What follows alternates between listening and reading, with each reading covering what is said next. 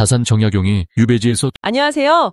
오늘은 조선 후기, 그 격동의 시대를 살았던 위대한 실학자죠. 다산 정약용 선생에 대해 좀 깊이 파고들어 볼까 합니다. 네, 다산 선생이시죠. 저희가 받은 다산 정약용 실학정신과 에민의 유산 이 자료를 보니까 18년이나 되는 그 긴 유배 생활 중에 무려 500여 권의 책을 쓰셨더라고요. 그렇죠. 그 긴 시간 동안에요. 네. 정조임금의 총애를 받던 엘리트 관료였는데 뭐랄까 하루아침에 유배객이 된 거잖아요. 근데 좌절하지 않고 오히려 백성을 위한 학문에 몰두했다는 점이 참 대단한 것 같아요. 맞아요. 그 18년 유배가 단순한 고난이 아니라 어찌 보면 그의 사상을 더 단단하게 만든 뭐랄까 그런 계기가 된 거죠. 용광로처럼요. 네. 유배지에서 직접 백성들이 얼마나 힘들게 사는지 보면서 이게 그냥 책상 앞에서 하는 이론이 아니구나. 진짜 현실 문제를 풀어야겠다. 이렇게 된 거거든요. 그래서 책이 곧 나의 사성이요 벗이다. 뭐 이런 말까지 하시면서. 네, 그렇게 몰두한 결과가 그 500여 권이라니 정말 그 집중력이나 의지가 대단한 거죠. 역설적이게도 유배라는 그 극한 상황이 오히려 그런 업적을 만든 힘이 아니었을까 싶기도 하고요. 그 방대한 저술들, 그 중심에는 실학, 특히 경세치롱 정신이 있다고 하셨어요. 이게 세상을 잘 다스리고 백성을 구제하는 데 학문을 써야 한다. 이런 뜻이죠? 네, 맞습니다. 당시에는 이제 성리학이 좀 관념적인 면이 있었는데 다산은 그게 아니었던 거죠. 확실히 다른 길이었겠네요. 그렇죠. 학문이라는 게 백성들 삶에 진짜 도움이 돼야 한다. 이게 핵심이었어요. 실학은 실용적인 학문이고 백성을 이롭게 해야 한다. 딱 이렇게 말씀하셨거든요. 현실 문제 못 푸는 지식은 그야말로 공허하다. 이렇게 보신 거죠. 그냥 옛날책 해석만 하는 게 아니라 그걸 현실 정치나 민생 문제에 적용하려고 하셨군요. 바로 그겁니다. 그래서 그 정신이 구체적인 국가 운영 설계도로 나온 게 바로 1표 이사잖아요. 경세유표, 목민심서, 흥음신서. 네, 1표 이서. 먼저 그 경세유표는 국가 시스템 전반을 다룬다고 하셨는데 어떤 내용이 좀 특별히 인상적이셨어요? 경세유표는 진짜 국가개혁 마스터플랜 같은 거예요. 행정부터 군사, 재정, 토지, 과거제까지 그 당시 조선 사회의 근본적인 문제들을 싹 다 진단하고 대안을 냈죠. 와, 거의 모든 분야를 다. 네.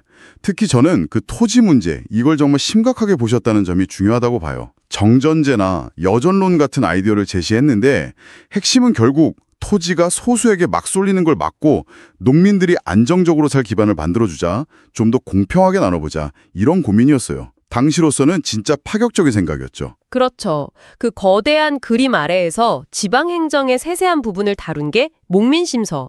이건 뭐 지금도 공직자들 필독서로 꼽히잖아요. 맞습니다. 목민심서는 지방관, 그러니까 목민관이 백성을 어떻게 대하고 다스려야 하는지 아주 구체적으로 적은 지침서예요. 청렴해라, 공정해라, 그리고 기본적으로 백성을 사랑하는 마음, 그 애민 정신을 어떻게 실천할 거냐, 이런 걸 세세하게 다뤘거든요. 그 유명한 말 있잖아요. 백성은 풀이고 목민관은 바람이다. 네, 그거죠.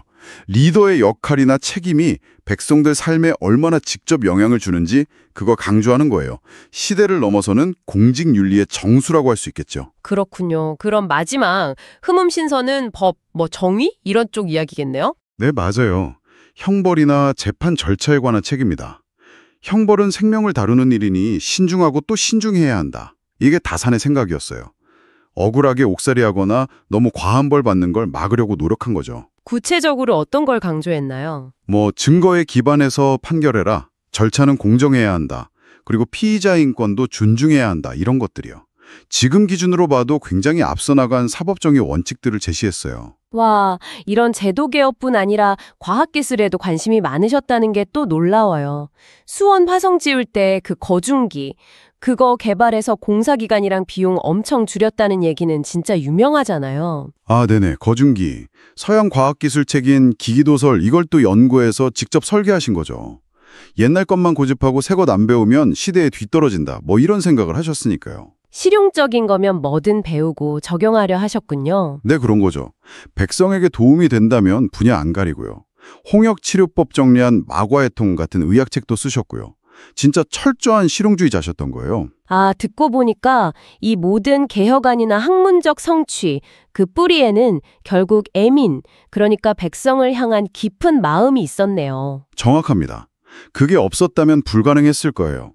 백성을 사랑하는 사람은 백성의 고통을 자기 고통처럼 여겨야 한다. 이게 그분의 신념이었고 모든 활동의 시작이자 끝이었죠. 18년 유배라는 그 고통 속에서 500여 원이라니 이게 단순히 머리가 좋아서가 아니라 정말 백성을 어떻게든 구제하려는 그 절박함, 그 의지 없이는 안 됐을 것 같아요. 그렇죠. 나는 그냥 책 읽고 글 쓰는 게 내 천직일 뿐이다. 이런 말에서는 약간 비장함까지 느껴지기도 하고요. 네, 다산 정약용, 그 삶과 사상이 지식인의 사회적 책임은 뭔가, 또 공직자는 어때야 하는가, 어려운 상황에서도 신념을 어떻게 지키는가, 그리고 무엇보다 중요한 사람을 향하는 마음에 대해서 200년이 지난 지금 우리에게도 참 큰 울림을 주는 것 같습니다. 맞아요. 현실 문제 해결을 위한 그 치열한 고민과 실천.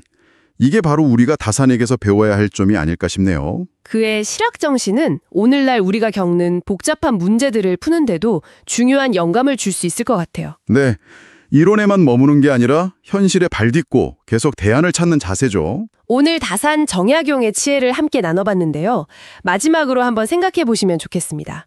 다산이 그토록 강조했던 실학 정신, 그러니까 현실 문제를 풀기 위한 그 실용적이고 치열한 접근 방식을 지금 당신이 몰두하고 있는 분야나 삶의 고민에 어떻게 한번 적용해 볼 수 있을까요?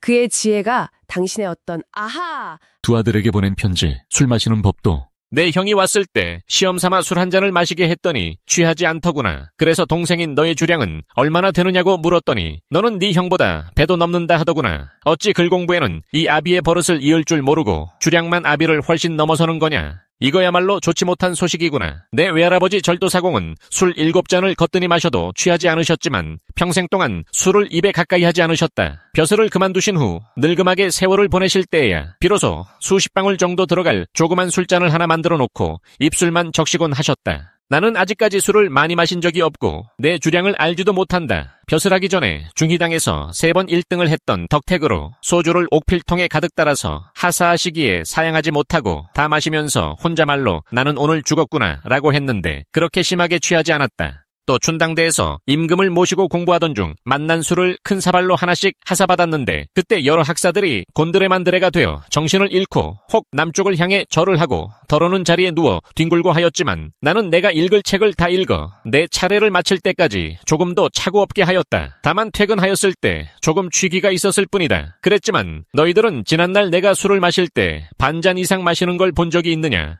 참으로 술 마시란 입술을 적시는 데 있다. 소물을 마시듯 마시는 사람들은 입술이나 혀에는 적시지도 않고 곧장 목구멍에다 탁 털어넣는데 그들이 무슨 맛을 알겠느냐. 술을 마시는 정취는 살짝 취하는 데 있는 것이지 얼굴빛이 홍당무처럼 붉어지고 구토를 해대며 잠에 골아 떨어져 버린다면 무슨 술 마시는 정취가 있겠느냐. 요컨대 술 마시기 좋아하는 사람들은 병에 걸리기만 하면 폭사하기 쉽다. 주독이 오장육부에 배어들어가 하루아침에 썩어 뭉클어지면 온몸이 무너지고 만다. 이것이야말로 크게 두려워할 일이다. 나라를 망하게 하고 가정을 파탄시키거나 흉패한 행동은 모두 술 때문이었기에 옛날에는 뿌리 달린 술잔을 만들어 조금씩 마시게 하였고 더러 그러한 술잔을 쓰면서도 절주할 수 없었기 때문에 공자께서는 뿔 달린 술잔이 뿔 달린 술잔 구실을 못하면 뿔 달린 술잔이라 하겠는가 라고 탄식하셨다. 너처럼 배우지 못하고 식견이 없는 패족 집안의 사람이 못된 술주정뱅이라는 이름까지 가진다면 앞으로 어떤 등급의 사람이 되겠느냐. 조심하여 절대로 입에 가까이 하지 말거라. 제발 이 천혜의 애처로운 아비 말을 따르도록 해라. 술로 인한 병은 등에서도 나고 뇌에서도 나며 치루가 되기도 하고 황달이 되어 별별 기괴한 병이 발생하니 한번 병이 나면 100가지 약도 효험이 없다. 너에게 바라노니 입에서 딱 끊고 마시지 말도록 해라. 애비의 말을 명심하거라. 다산초당에서 애비가 보낸다.